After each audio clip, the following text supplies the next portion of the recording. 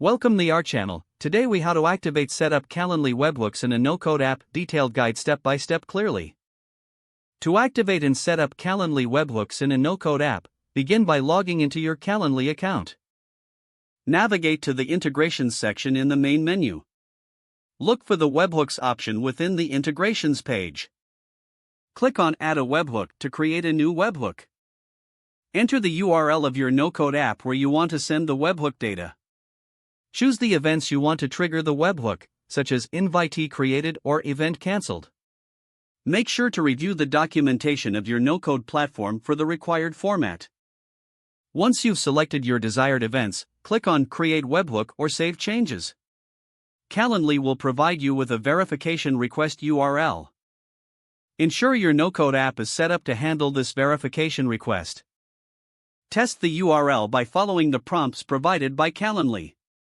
After successful verification, you will receive a confirmation message in Calendly. Return to your no-code app and configure it to process incoming webhook data. Map the incoming data fields from Calendly to the necessary actions in your no-code app.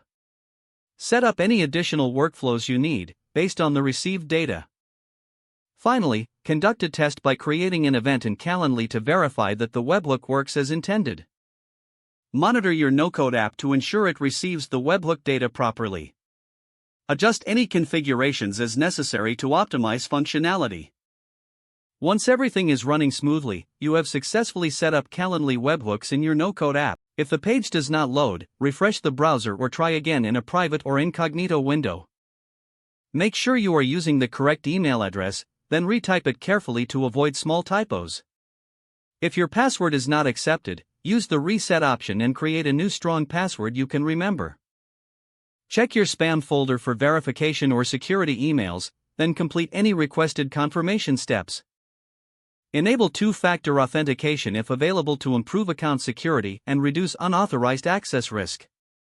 After signing in, review your profile details so your contact information and settings are accurate and current. If you see an error message, note it down and try again after restarting your device and internet connection. Log out when you finish, especially on shared devices, to keep your account and payment information secure. If the page does not load, refresh the browser or try again in a private or incognito window. Make sure you are using the correct email address, then retype it carefully to avoid small typos.